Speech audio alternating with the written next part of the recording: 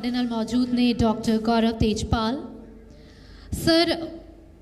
ਸ਼ੁਰੂਆਤ ਕਰਦੇ ਹਾਂ ਤੁਹਾਡੇ ਤੋਂ ਸਵਾਲਾਂ ਦੀ। ਹਾਇਰ ਐਜੂਕੇਸ਼ਨ ਸਟੂਡੈਂਟਸ ਇੱਕ ਵਾਰੀ ਜਦੋਂ ਸਕੂਲ ਚੋਂ ਨਿਕਲਦੇ ਨੇ ਫਿਰ ਹਾਇਰ ਐਜੂਕੇਸ਼ਨ ਦੇ ਵੱਲ ਰੁਖ ਕਰਦੇ ਨੇ। ਕਾਫੀ ਚੈਲੰਜਸ ਜਿਹੜੇ ਨੇ ਹਾਇਰ ਐਜੂਕੇਸ਼ਨ ਦੇ ਵਿੱਚ ਆਉਂਦੇ ਨੇ, ਬਹੁਤ ਹੀ ਟੈਕਨੀਕਲ ਜਿਹੜੇ ਇਸ਼ੂਜ਼ ਨੇ ਉਸ ਸਾਨੂੰ ਦੇਖਣ ਨੂੰ ਮਿਲਦੇ ਨੇ। ਕੀ ਕੁਝ ਚੈਲੰਜਸ ਜਿਹੜੇ ਨੇ ਟੈਕਨੀਕਲ ਐਜੂਕੇਸ਼ਨ ਦੇ ਵਿੱਚ ਤੁਸੀਂ ਕਹਿ ਸਕਦੇ ਹੋ ਕਿ ਇੱਕ ਮੇਜਰ ਜਿਹੜਾ ਇਫੈਕਟ ਉਹਨਾਂ ਦਾ ਪੈਂਦਾ ਹੈ? Challenges, three main challenges which I think technical education or we can say higher education in the state facing. Number one is gross enrollment ratio. Second is industry support to higher education, because I come from technical education. So industry's support to technical education, that is the second biggest issue. And third is the quality. So आपने कहा कि तीन main issues, और अगर क्योंकि issues सबके ध्यान में ऑलरेडी हैं ही हैं, इसके साथ साथ अगर सॉल्यूशंस की बात करें तो these are the main issues you can जो मेजर इश्यूज है। अगर सर बात करें पुंजी, अगर आपसे बात करें, प्रो चांसलर आप हिमाचल में एक यूनिवर्सिटी के हैं, क्या कुछ चैलेंजेस जो हैं उस एरिया में देखने को मिलते हैं? अगर हम बात करें कोलैबोरेशंस, जो सबसे बड़ा इशू रहता है, क्योंकि स्टूडेंट्स जो हैं वहाँ से ट्रैवल करके पंजाब या फिर दिल्ली या फिर मुंबई की ओर रुख करते हैं, इंडस्ट्रीज़ की ओर। तो क्या लगता है आपको कि कितनी फ्रेंडली है इंडस्ट्री अगर आप हिमाचल प्रदेश की बात करें तो? जो हिमाचल के बच्चे हैं उनको अगर कोई भी चीज़ डोर स्टेप पे अवेलेबल हो रही है तो वो उनके लिए सबसे एक बेस्ट चीज़ है। क्योंकि बच्चों में जो, अगर आप स्कूल एजुकेशन की बात करें तो स्कूल एजुकेशन का level is quite up to the mark. बच्चे बहुत इंस्पायर करते हैं कि उनको ऐसे ऐसे कोर्सेज़ मिलें, ऐसी ऐसी यूनिवर्सिटीज़ मिलें, और वो अगर डोर स्टेप पे आ रहा है, पहला ये है। सेकंड, उनका रुझान यही है कि वो ज़्यादातर साइंसेज और टेक्नोलॉजी में काम करना चाहते हैं और इंडस्ट्री के साथ जुड़ के काम करेंगे। तो आई थिंक आने वाले सर आपने इंडस्ट्री का मेंशन किया, तो कितनी इंपॉर्टेंस जो है आपका इंस्टीट्यूट जो है कोलैबोरेशंस को लेके देता है? क्योंकि कोलैबोरेशन से एक जो है एक बच्चे का ऑब्जेक्टिव क्लियर करती हैं, तो उसका क्या आपको लगता है कि कितनी इंपॉर्टेंस है एक यूनिवर्सिटी और एक किसी ऑर्गेनाइजेशन की कोलैबोरेशन का, ताकि फ्यूचर के लिए बच्चे जो है वो रेडी हो जाए, उनको ऑन ग्राउंड पता चले कि एग्जैक्टली उनको क्या काम करना है इन फील्ड में जब वो जाते हैं? ये बहुत अच्छा क्वेश्चन पूछा है मैम आपने कि इंडस्ट्री के साथ क्या टाई अप है। हम श्री साई यूनिवर्सिटी पालमपुर में ये हमारा मेन फोकस रहता है कि हम लोग जो स्टूडेंट का एक्सपीरियंस है उसमें इंडस्ट्री की कोलैबोरेशन, इंटरेक्शन रेगुलर बेसिस पे करें। इंडस्ट्री का जो कनेक्शन है वो सिर्फ एक एनुअल मीटिंग्स या एक कोई प्लेसमेंट ड्राइव तक नहीं रहना चाहिए, जो आजकल यूजीसी भी कहती है कि प्रोफेसर ऑफ प्रैक्टिस को आप क्लासरूम में लेके आइए। इंडस्ट्रियलिस्ट जो अच्छा काम कर रहे हैं आपने इनवाइट करिए, हम लोग कर रहे हैं। हम लोगों ने एक अपना जो मेरे जो पिछले पैनलिस्ट बोले थे BOS का नाम लिया उन्होंने, एक बोर्ड ऑफ स्टडीज़ होता है, उसके अंदर हम लोगों ने एक इंडस्ट्री इन्वाइट ही डाला है हर कोर्स में। ऐसा नहीं कि यूनिवर्सिटी में, हर कोर्स में हमने डाला है। और उससे क्या है कि हमें बहुत रेगुलर इनपुट्स आ रहे हैं। जैसे सर ने भी कहा कि इंडस्ट्री का कनेक्शन होना बहुत ज़रूरी है, कि इंडस्ट्री को आना चाहिए। तो उससे क्या कि वो आते हैं, फीडबैक देते हैं, रेगुलर बेसिस पे बात करते हैं। सर अगर बात करें आपसे, डॉक्टर GN वर्मा प्रिंसिपल हैं Shri Sukhmani group of institutions की, बात करें इंफ्रास्ट्रक्चर्स की, तो इंफ्रास्ट्रक्चर का आपको कितना इम्पोर्टेंस लगता है कि अगर हम करियर शेप कर रहे हैं एक बच्चे का, तो उसके लिए इंफ्रास्ट्रक्चर रेडी है क्या हमारा देश? Colleges are ready for the infrastructure, with the infrastructure that the students actually need for their higher education? Basic infrastructure, that is the faculty. We have the qualified and experienced faculty, and so far our institute is concerned, तो हमारे पास 1998 से we have the more than 20 faculty from the starting. This is very big achievement. We are retaining the faculty. Retaining is very important. So everything we have ample of infrastructures. Doctor Gaurav, हमने challenges की तो बात कर दी, improvements क्या कुछ लेके आ सकते हैं हम लोग कि हायर एजुकेशन को हम जो है एक्सेसिबल टू ऑल बना सकें, या फिर उसको ग्राउंड लेवल पे इतना अच्छे से काम कर सकें कि जो चैलेंजेस हैं, जो हायर एजुकेशन के जो चैलेंजेस हैं, उनको ओवरकम किया जा सके? हमें यहाँ रह करके महसूस होता है कि हमारे बच्चे बाहर जा रहे हैं, लेकिन अब इसका सोल्यूशन क्या है? सोल्यूशन ये है कि वो क्यों जा रहे हैं? वो जा रहे हैं अच्छे इंफ्रास्ट्रक्चर के लिए, अच्छे भविष्य के लिए। तो उनको उसी तरह का इंफ्रास्ट्रक्चर हमें देना होगा, उसी तरह का फ्यूचर हमें उनको देना होगा अगर हम उनको रोकना चाहते हैं। तो इसको एक कंप्लेंट की तरह बात करने में कोई सोल्यूशन नहीं निकलेगा। हमें अपने एजुकेशन इंस्टीट्यूशंस का जो मेयार है, जो स्तर है, जो लेवल है, उसको अपग्रेड करना होगा और आज की जनरेशन के एक्सपेक्टेशंस के ऊपर खरा उतरना होगा। सर, अगर हम आज की जनरेशन की बात करें तो आज की जनरेशन कहीं ना कहीं उनको पता ही नहीं है वो एग्जैक्टली चाहते क्या है। वो कॉलेजेस में तो आ जाते हैं, उनको होता है ठीक है बीए कर लिया, इसमें हमें ये ऑप्शंस मिल जाएंगे। They are not clear about their goal. उनको लगता है ठीक है बीए कर लेंगे, आईएएस ऑफिसर के लिए एग्जाम दे देंगे, इसके साथ ये भी कर लेंगे, वो भी कर लेंगे। तो क्लियर होना बहुत ज़रूरी होता है एंड आई थिंक वो क्लैरिटी उनके जो पीयर्स हैं, जो उनके टीचर्स हैं, प्रोफेसर्स हैं, वो उनको बेटर तरीके से दे सकते हैं। तो आपको क्या लगता है कि काउंसलिंग की कितनी इंपॉर्टेंस है इस चीज़ में? काउंसलिंग की अभी इस समय में जो हम 2023 की बात करें तो इस समय में जो मौजूदा टाइम है, इसमें काउंसलिंग की बहुत ज़्यादा इंपॉर्टेंस है। और वो क्यों है? उसका एक ही कारण है, वो है कन्फ्यूजन। और कन्फ्यूजन क्यों है? जैसा कि मैंने पहले कहा कि large number of choices, if there are large number of choices that will result to confusion. इस वक्त में टीचर्स का, प्रिंसिपल्स का, प्रोफेसर्स का और फ्रीलांसिंग काउंसलर्स का मैं बहुत बड़ा रोल देखता हूँ प्रेजेंट जनरेशन को गाइड करने में और उनको उनके अवेलेबल रिसोर्सेज के हिसाब से उनको गाइड करने में उनका ज़्यादा इस समय इस सिचुएशन में ज़्यादा रोल है। Tushar ji, you are quite young, आप इसी जनरेशन से बिलोंग करते हैं और आप डेली उन स्टूडेंट्स के साथ डील करते हैं जो बिल्कुल डायरेक्शनलेस होते हैं, एमलेस होते हैं। वो यूनिवर्सिटी कॉलेजेस में एडमिशन्स तो ले लेते हैं बट वो क्लियर नहीं होते हैं गोल को। तो उसके लिए कोई काउंसलिंग आप लोग प्रोवाइड करते हो या फिर उन स्टूडेंट्स के लिए आपने कुछ स्पेशल कुछ इनिशिएटिव शुरू किए हों ताकि बच्चे जो है वो दिशाहीन ना रहें? कॉलेज में एडमिशन तो ले लिया, यूनिवर्सिटी में एडमिशन तो ले लिया, बट उनको क्लैरिटी, गोल क्लैरिटी देने के लिए आपको क्या लगता है कि क्या कुछ चीज़ें जो है वो ज़रूरी हैं? बच्चे कंफ्यूज बहुत हैं। अभी मैम जो यूनिवर्सिटी सिस्टम है, न्यू एजुकेशन पॉलिसी का भी सबसे बड़ा मापदंड ये है कि easy entry easy exit programme.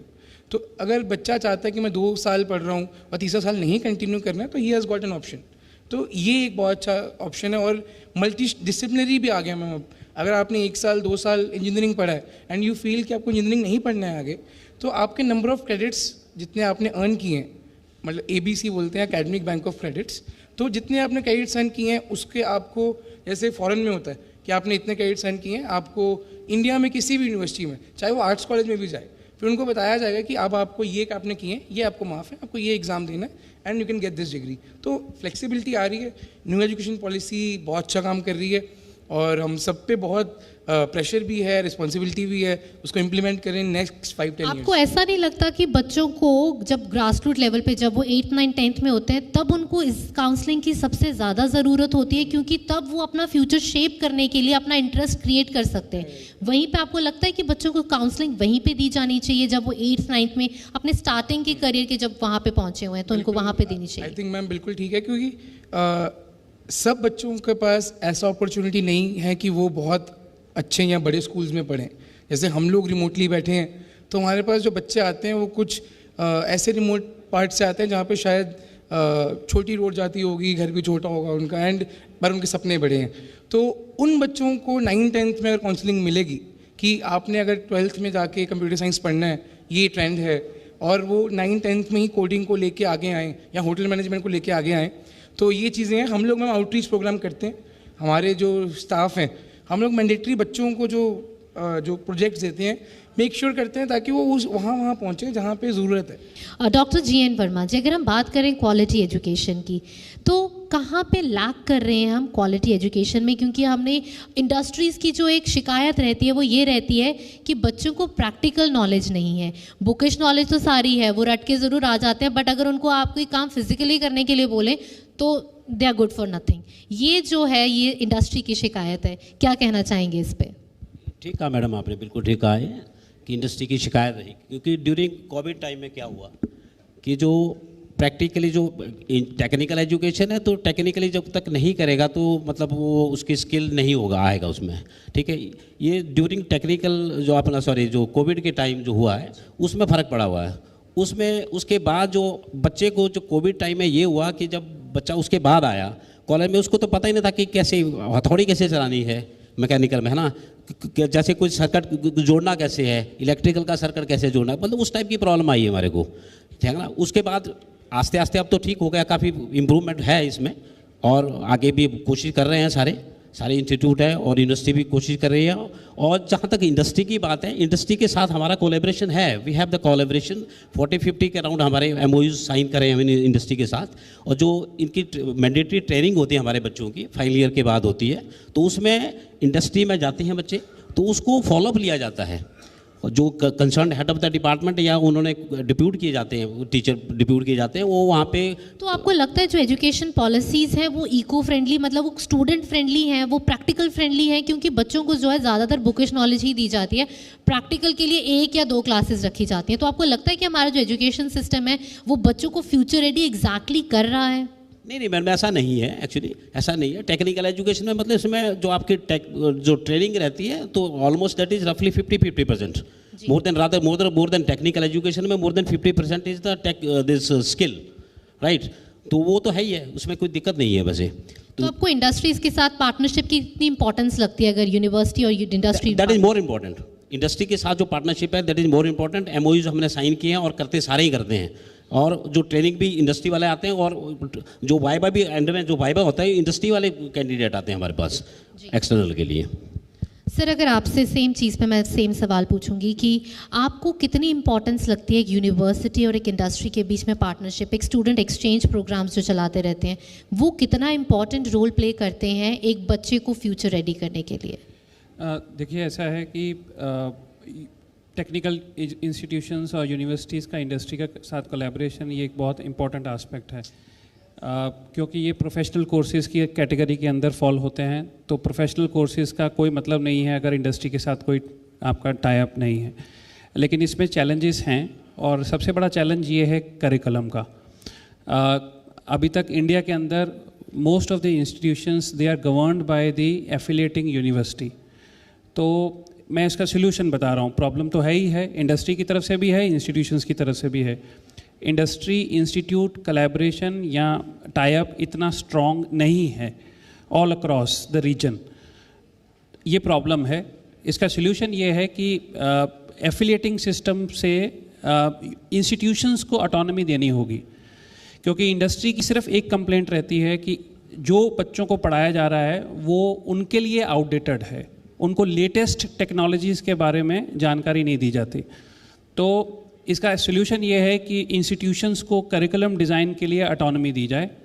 Institutions अपना कोर्स करिकुलम खुद डिज़ाइन करें, इंडस्ट्री को कंसल्ट करके करें, और कंसल्ट करते हुए जो कोर्स करिकुलम बनाएंगे उसी से इंडस्ट्री इंस्टीट्यूट गैप जो है वो ब्रिज हो पाएगा। कितना सहमत करते हैं आप इनकी बात से कि करिकुलम जो है वो यूनिवर्सिटीज़ को, आप दोनों में से कोई भी इस बात का जवाब देना चाहे तो?